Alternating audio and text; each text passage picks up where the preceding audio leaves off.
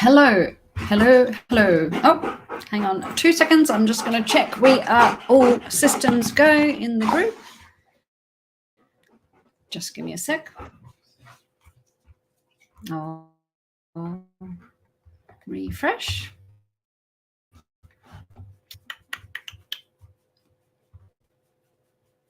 No, it's gone slow. Here we are. We're on. Okay.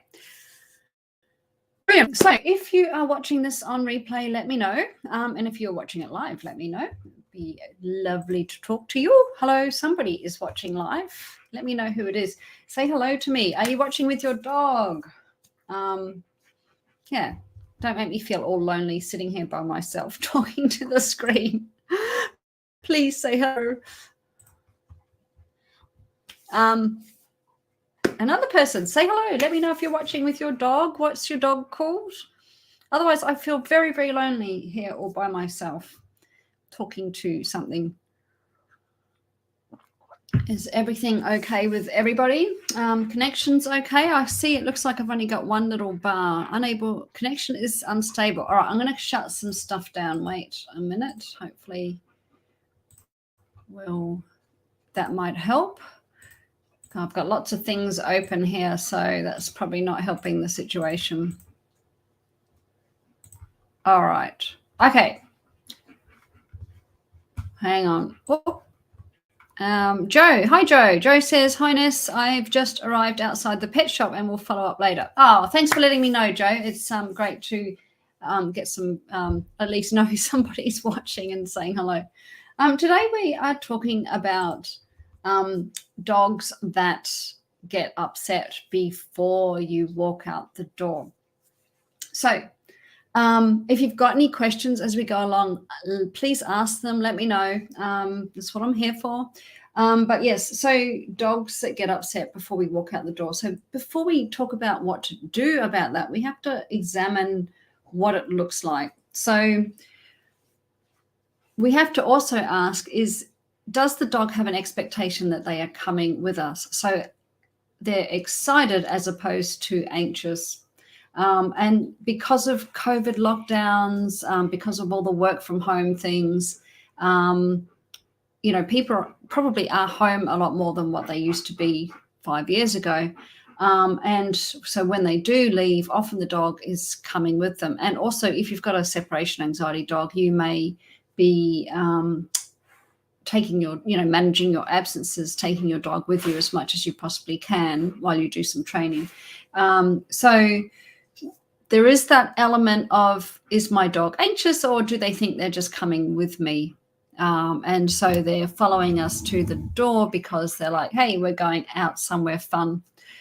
So I'd be interested to know if any of you are a little bit confused about whether it's true anxiety, or whether your dog has an expectation that they're going to be joining you out, having some fun out and about. But what it might look like is, a lot of panting, maybe a lot of bouncing, maybe coming to the door with you, a lot of following.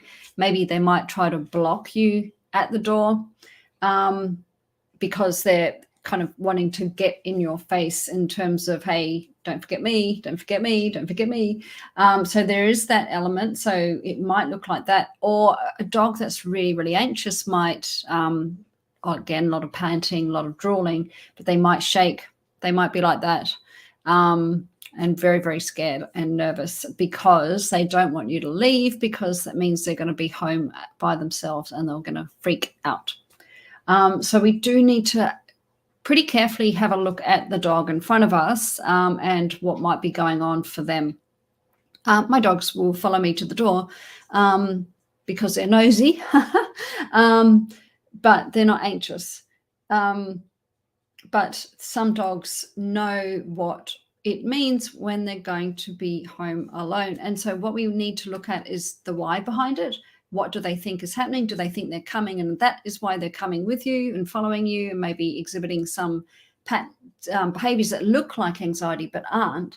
Or do they know that they're going to be left home alone? And so they for those dogs, they understand what a pre-departure cue is. So I'm sure most of you know what a pre-departure cue is, but just in case you don't, it's the things that might trigger your dog. So for example, you might put on certain shoes that mean they're not coming with you, that they're staying home. So like it could be high heels. You're not going to generally take your dog out with you if you're wearing high heels, or it could be work shoes. It could be a uniform. It could be something like picking up your keys that might trigger them into anxiety. It could be, for a woman, it could be putting on makeup. I'm putting on makeup. You're not coming with me because I'm going into the office, or blow drying your hair. These are all pre-departure cues, and they can often trigger the dog. Some other pre-departure cues might be taking lunch out of the fridge, shutting a particular door. That means that, you're securing the house. I had one client who would ask their dog, it was toilet trained, quite perfectly happy to go out for its bedtime wheeze. But if she would shut the door during the day, that was a cue to the dog that it was being left alone. And then the anxiety would happen before she got out the door. So it's pre-departure cues certainly play a role in a dog getting anxious before you leave. With my training that I do with my clients, I don't add them in at the beginning. So traditionally, a lot of dog trainers will tell you, pick up your keys, put them down, pick up your keys, put them down, pick up your keys, put them down. And then maybe pick up your handbag, put it down, etc., etc., etc. To desensitize the dog to your leaving cues, pre-departure cues. I don't start with pre-departure cues in my training. I find it can complicate things by starting with it. I add it in down the track, and I add it in mindfully and carefully for the dog. But those are things that can trigger your dog. So a dog with anxiety at being left home alone, they might see you pick up your keys, and then they might start shaking or panting or trembling or whatever their anxiety displays are. And I forget what I was going to say. Who's that? Somebody's watching. Oh, okay. That's okay. I don't know who that is, because somebody says they're watching. So just, guys, I can't see who's watching if you're on Facebook. I can only see if you put your name in your comment, or you join StreamYard, and I'm not sure if StreamYard has provided you with a thing. So I have got Separation Anxiety in Dogs Decoded open on my Facebook, but if you're in the other group, whoever you are, I don't know who it is watching at work. Yes, so apologies. It's just the way StreamYard goes, but it's better to do this through StreamYard than through Facebook because the image is better. So anyway, we were talking about pre-departure cues, and they are the trigger. So that's why we might see a dog get anxious before we leave. So that is the why. So we know what it looks like. So each dog has their own behavior.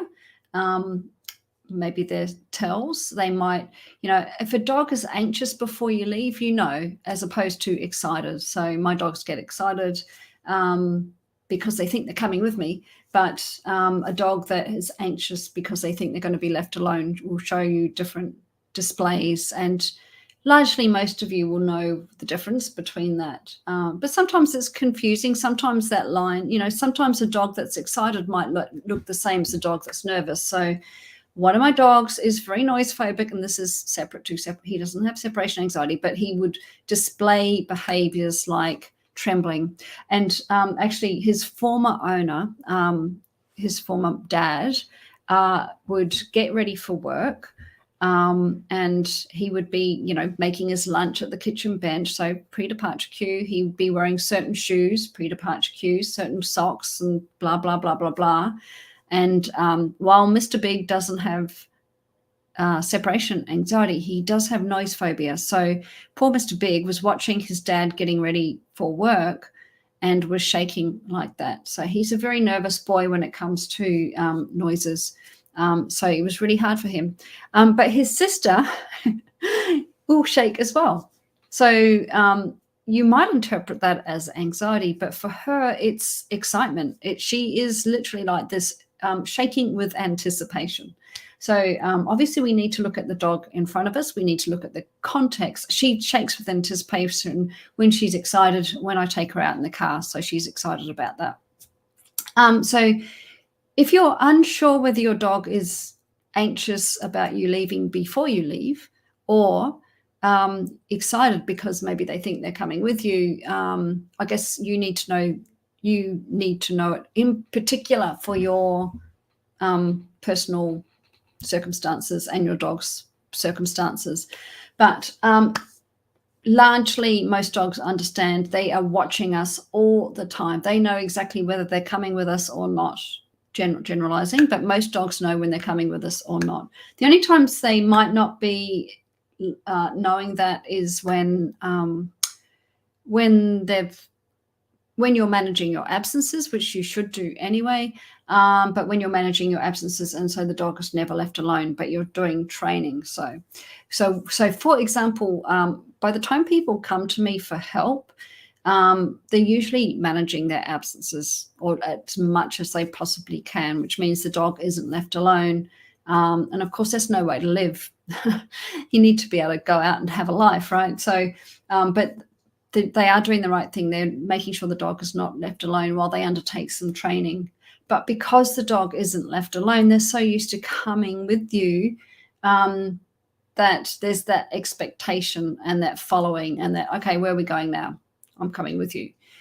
So that's not anxiety. That's like, oh, what exciting things are we going to do now?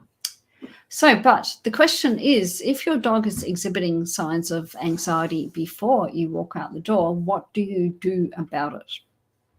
So, desensitization. And when I say desensitization, I'm not talking about picking up your keys, picking up your handbag, putting it down, putting your shoes on, taking them off, like I said, I don't start with that. I end with it. Not end with it, but I phase it in gradually down the track in a mindful way for that dog. But when I say desensitization, it's more desensitization to the door. So here you are, you're sitting down, your dog's nice and relaxed. You get up and you walk to the door and you come back and you sit down. And you just do that over and over and over again till the dog is so bored with you going out in and out of the door that it doesn't care anymore. And I do it a bit more mindfully than that when I'm talking about desensitization. So it might be standing up, sitting down, standing up, sitting down 10 times. So if the dog is kind of reactive to any movement that you do, you need to break it down into little itty bitty steps. So it could be maybe standing up, sitting down, the dog's got no reaction, standing up, walking towards the door, but not getting all the way there, coming back, sitting down, having a break, getting up, walking to the door, coming back, sitting down, getting a bit closer to the door, coming back, sitting down. Repeat, repeat, repeat, repeat, repeat till the dog is rolling its eyes in boredom. And then you might get to the door and you might just jiggle with the lock or the door handle. And you might do that a few times, and then you might open the door but stay inside and do that a few times. And all the time we're looking for the dog to be nice and relaxed. It is door desensitization, but it's a good way of helping your dog not be anxious before you walk out the door. Because if you can't step outside the door for 1 second, how on earth do you do any training for your dog to learn to be home alone? It's really hard. So the whole idea of door desensitization is you stand up, you walk to the door, that whole backwards and forwards should be really, really boring for the dog. And then, of course, you open the door and you step out for 1 second. And it's not 1, 2, 3, 4. It's you step out for 1 second, 1,000, come back and do it all over again. Repeat, repeat, repeat. And if you can't get to the point where you can, for example, jiggle the lock or maybe stay inside and open the door without your dog reacting in a bad way, then you've gone too far too quick and you need to break it down to smaller itty-bitty pieces and do it more gradually. It depends on the dog, of course. It can be time consuming, but the goal of the door desensitization is to be able to get to the other side of the door for 1 second, and then maybe 5 seconds, and then 10 seconds, and then you can start gradually building up the time, and all the while your dog isn't reacting, because if it's reacting, if it's not over threshold, it's very much in danger of going over threshold, and we don't want that. I do have a door desensitization mini course. If anybody wants to have a look at that, I'll put it. Once we've finished this, I'll put the link in the comment. But that will be helpful for anybody that's struggling with this. Has anyone got any questions? Anybody? Does it all make sense? I mean, the bottom line is, if your dog is reacting to the possibility of you leaving, you need to do some sort of desensitization around that so that it stops reacting, and then you can start doing some more training. What's this question here? Okay, not sure who's asked this. I'll just put it here. Do you think they know if you are still there or gone? Like, for example, our dog, I feel like, doesn't react. Like, she doesn't react too much because she knows we are still there. No. Well, if you're talking about home, so with the door desensitization, yeah, they know you're there, but we're just trying to get them to be non-reactive around the door, for starters. If you are just on the other side of the door, yeah, they know you're still there. And so you don't want to be close enough where they can maybe hear, because they've got good hearing, remember, where they can maybe hear the rustle of your clothes or your feet shuffling, or smell you through the door, because they've got such good noses as well. So it's tricky for people that live on, for example, farms, because the dog knows they're somewhere unless they see them drive up the road, up the great big long driveway. But for most people that live in a suburban environment, they can disappear, so the dog thinks they're gone one way or the other. Who is this? Can you just type your name? Is it Stephanie? I'm just wondering. I only asked because, like I said, I can't see your name in the Separation Anxiety in Dogs Decoded. So yeah, it is definitely great, Stephanie. Yeah, cool. So Stephanie, we'll be catching up in an hour and a half or so, because we're going to be doing your assessment, which I'm excited to get you started. Hide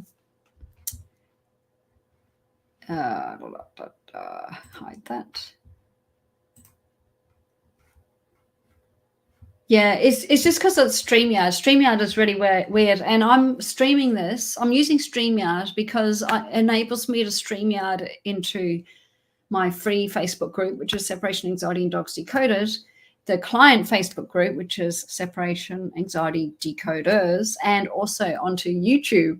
So StreamYard allows me to do that, but I can never see anybody's names unless they register for StreamYard. So apologies.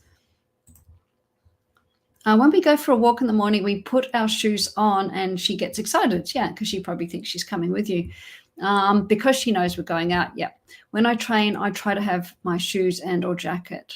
I try to have my shoes and or jacket. Is that okay? Does it make a difference? All right, Tari. Tari, I hope I've said your name right. So Tari, it depends. So the reason I say that is because I don't know what your home alone time is. If you're at the beginning of your training regimen, and what I mean by that is you are under, say, 15 minutes at the very least, I wouldn't be adding in your shoes and jackets and things like that. Like I said, I like to start without any cues at all, my pre-departure cues. I prefer to do it, add them in later. But if you're on, say, an hour's absence, then yeah, by all means, yes, under. Okay, I didn't see that. Right. Okay, under. Yeah, so if you're starting out on your journey, I would suggest leaving them out of your training regimen, and then factoring them in gradually and mindfully, so that the dog copes.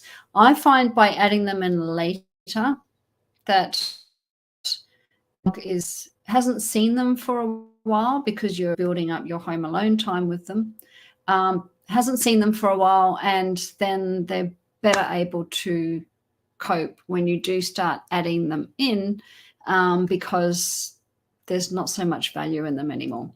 However, if you're in a cold climate and you don't want to go out in socks or slippers, and you definitely need a jacket, then is there potential to change things up in terms of maybe leaving the jacket outside the front door, or the shoes outside the front door, or whatever it is. Initially it's freezing. Yeah.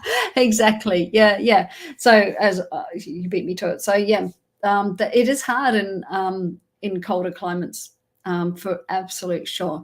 So in that case, the other way you could do it is maybe put those things on an hour before you leave, so the dog has seen you wearing them for a good hour, and then they're not thinking that means you're leaving me, if that makes sense. But as you go up in time, eventually you will want to be factoring them in, definitely. But like I said, I do it quite mindfully. I don't add them in at the beginning, and I gradually add them in. I have done that. Yeah. So how did it go? Did it help? Yeah.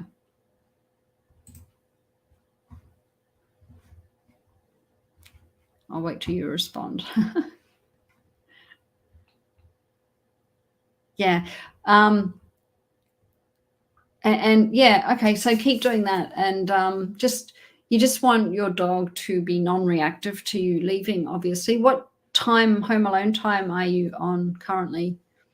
And look, we're always looking for our dogs to be, I call it the 4 C's. So we're calm, confident, comfortable, and consistent with our training. But if you can't walk out the door for 1 second, you can't do your training. So if your dog is reacting before you even get to the door, you need to do some door desensitization first. Otherwise, you're not going to be able to do any training. Kristen is on YouTube. Hi, Kristen. What do folks? Oh, hang on, I'll put your thing up. What do folks do when they get up to, say, an hour plus? Do you hang out near your home, go to the store? What if you're away and your dog starts showing signs of reactivity and you can't get home quickly? So that's a good question, Kristen. So the answer to that is, remember I just said about the 4 C's. So consistency is one of those things. It's really important. So if you were doing training and it was an hour absence, I would suggest that by the time you've got up to an hour home alone time, that you know for a fact there's a certain time, a certain window of time that you've got where your dog is going to be fine at home. I mean, there's always going to be some, there can be accidents or things that change up, but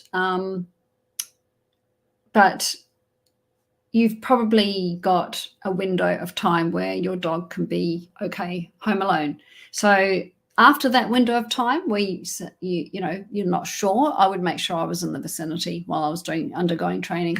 So for example, I had a client, he actually got up to 4 hours with a senior dog, which was amazing. The dog was crazy good, in 8 weeks. And that dog was 10 years old and had a history of being over threshold, the whole, being scared, home alone time, all that time. But anyway, he did get up to 4 hours, and he was like, oh, I can't hang out on my stairwell for 4 hours. He lived in an apartment building. So he used to go for a bike ride, but he knew he had 3 hours where that dog was going to be okay. So he would make sure he was close by for that last hour. So we're looking for the money time. So the time we know for sure that the dog can be home alone. So if you're on an hour's absence, I mean, do you have a half-hour window? And maybe you could go out for that half hour when you know for sure she's going to be fine, or he or she. And then if that is, once you know what that time is, then you can say, well, I'll make sure I'm back for the rest of the time. So can you think, Kristen, if there's a time that maybe your dog is okay? And to answer the rest of your sentence question, so what if you're away and your dog starts showing signs of reacting and you can't get home quickly? Obviously, that's not great. But sometimes these things are unavoidable. So, life happens. unfortunately, but it happens, right? So if your dog does end up having a panic attack while you are gone, then it's not great, but it's not the end of the world either. We just have to reset. So I would give them maybe 24 hours off training, maybe even 48 hours, because cortisol stays in our system for quite some time. I think 48 hours, although don't quote me on that. So give them some time off, and then I would literally do a few easy wins with them. So if you were on an hour's time, that was your target duration, and your dog started reacting, etc., and then you got home and it was all kind of too late. Time off, and then your first training session, you might do 5 minutes or 10 minutes, something really, really low, an easy win. Give them a few easy wins, like you might go 5 minutes, then the next one might be 10 minutes, then you might go 20 minutes. It depends on how your dog is reacting to all this, but you just need to reset, basically. Does that make sense, Kristen? Hopefully. And Tari, so your dog's on between 8 and 10 minutes. That's good. Good on you. I understand about your coats and jackets. So, yeah, I would just try putting it on before, a good hour before you're going to leave. And just, yeah. And in terms of adding other pre-departure cues in, just do them one at a time. Yeah, don't push your luck by going, right, let's go, everything. Don't throw everything at them because they'll probably not be able to cope. So one thing at a time, and just do it gradually. But I wouldn't even look at doing it yet. I like a dog to be solid on 30 minutes before I start adding them in. Some people do it less, but I like 30 minutes and then start looking at them then. And yeah, I just find that if they haven't seen them, by the time you're getting up to 30 minutes, that is quite a slow process because we're building those solid foundations and the safe absences and all that sort of stuff. So by the time you get to there, the dog hasn't seen the scary pre-departure cue for quite some time. And so they're better able to cope because there's not so much value in them.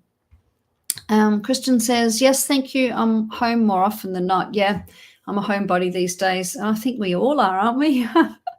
But I do need to get to a point where I can go to work. Yeah, or pop to the shops. I mean, you're lucky now because you're obviously, coming into winter. So I guess you can take your dog to the shops if you go to the shops. Here in summer, in Australia, we're coming into summer, and you just wouldn't want to take a dog and leave it in the car while you go into the shops. And if you were foolish enough to do that, I guarantee you someone will come and smash your windows because people don't like seeing hot dogs in hot cars, and they die. They definitely die. So temperature, summer weather certainly plays a part in this. Yeah. Okay. Who is this? Okay, Trish. Hi, Trish. Trish says, I have a rescue corgi who apparently has always had a problem with doors being closed on her, whether it's an exit door or an inside door. She goes over threshold immediately. She does this with everyone, not just me. Once a door has closed, she settles down. So she's absolutely fine while I'm gone. No separation anxiety. Well, this is good. Yes, it will work for you. The door desensitization, absolutely. I would suggest maybe the fact that your corgi can settle down quickly like that, that possibly it might be FOMO/frustration. Like, hey, what are you doing? Without sort of knowing exactly what's going on and seeing her reaction. But I would suggest maybe it's not anxiety so much as FOMO.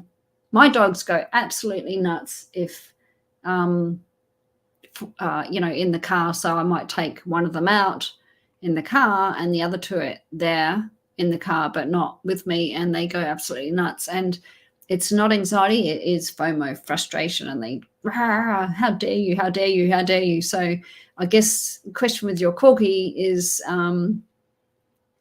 it FOMO/frustration or is it anxiety? Regardless, that door desensitization will certainly work.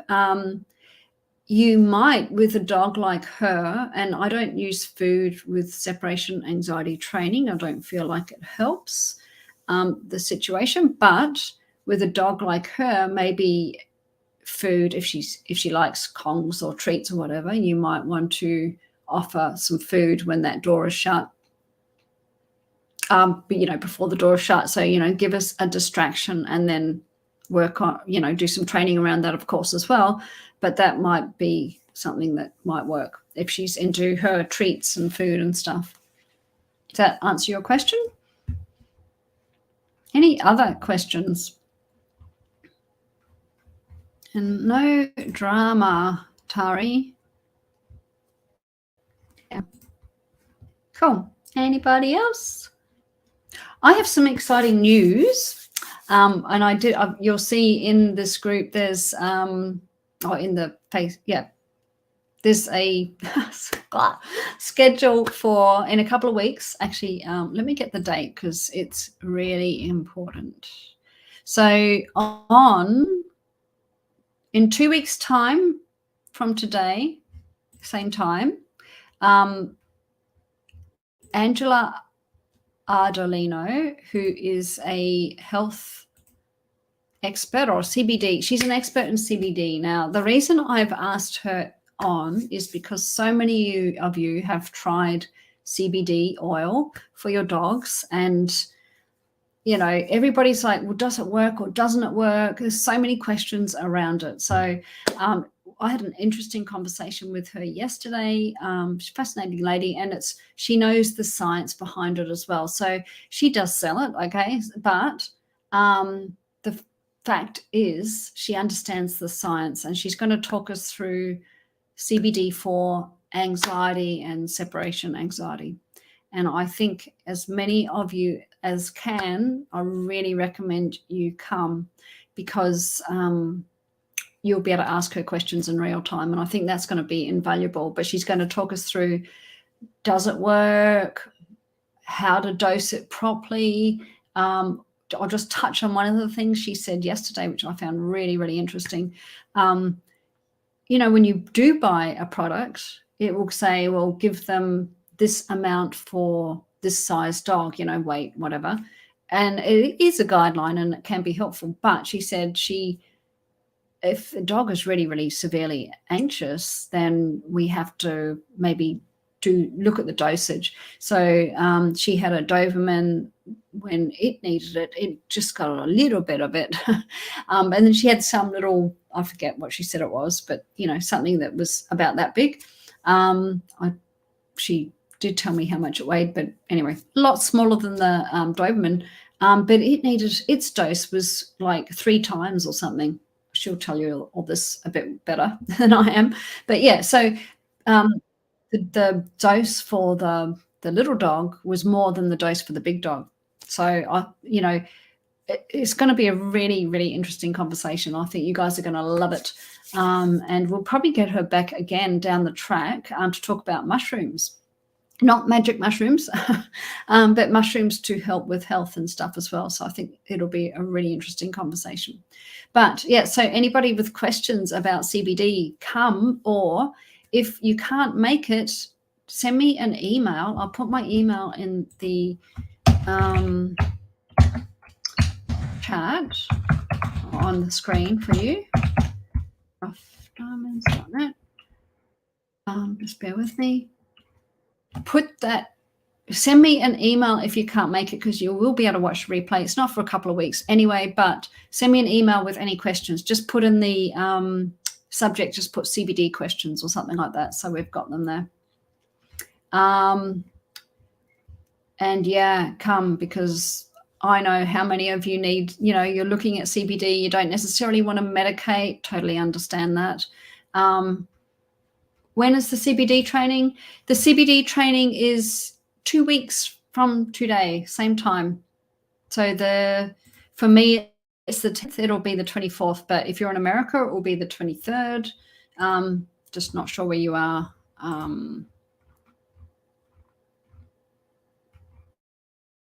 Yeah, wherever you are. But yes, you can always watch the replay. It'll still be in the groups. Okay. Mostly we have been trying the food, but I haven't made much progress. It could be FOMO, yeah. But also some anxiety. She also has started barking frantically, even if the door is not closed to the bathroom. Okay. So how old is she? I mean, have you taken her to the vets to get checked over? Because, you know, you've got to look at cognitive degeneration as well. So maybe have a look at that. It's hard for me to know from here. But, I mean, if you're in the bathroom and she's starting to bark, that seems a bit odd. Yeah. But yeah, hard for me to know. Sorry, it's just yeah. Is she an older dog? Because yeah, or I mean, you know, she will be 3. Oh, she's only a young dog. Okay, so and what training has she had?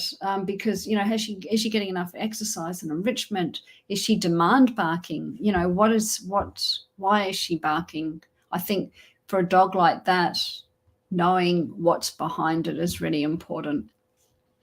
You can correct it. I mean, what do? Do you correct her? And I don't mean correct as in punish. I mean, I would be looking at ways to do some training around it, whether that might be, you know, maybe encouraging the quiet. So, you know, if she's watching you in the bathroom barking, then I'll be, you know, teaching her a shush and then rewarding the shush. So not correction, but just giving her an alternative behavior. It's like dogs that jump up. You know, you've got those dogs that jump on strangers and stuff. So if you give them an alternative behavior to do, then they can't jump. But you're rewarding the alternative behavior. So, you know, if a dog is jumping up, you ask them for a sit, you reward the sit. And then that will eventually phase out the other stuff. I think that's the problem. I'm having trouble figuring out the why as she started this before I had her. Okay. So, okay, fair enough. That makes sense. So I would be doing some training around asking her to do something else if she does that. So often if they're doing one thing, we need to teach the opposite thing. And then, you know, lots of reward around the opposite thing. So if your dog is barking, you want to teach them to shh. So if she was barking in any circumstance, so maybe at the window or at you or whatever it is, and the moment she is quiet, I would put a word to it and say shush, and then I would treat them. And so she's going to learn that shush means treat. Shush, treat. Shush, treat. And she's going to prefer that to, you know, hopefully that will the opposite. You're asking for the opposite. You're trying to train the opposite. But yeah, it's hard to know because you don't know what's happened to her in the past. But since that's the case, then, okay, put that, it is in the past, put it behind you and work on something else. Work on, teaching an alternative behavior. Cool. Does that make sense? Hopefully. Cool. Alrighty. So if any of you need to learn more about my programs, if you need some one-on-one help, you can book at nessjones.com. There's a free 30-minute Zoom call you can book where I can talk you through my programs. I've got group coaching program, which is, we're all loving it. The people in the group coaching, great group of people. We've got group coaching today, actually, a bit later. But yeah, I'm looking forward to that. Meanwhile, look at that in the background. Little brat. All right, I'm going to get off here. Thank you for joining me. Any questions? Like I said, send me an email regarding the CBD if you've got any questions. It's going to be such a great chat. So anyway, I'll see you then. See you.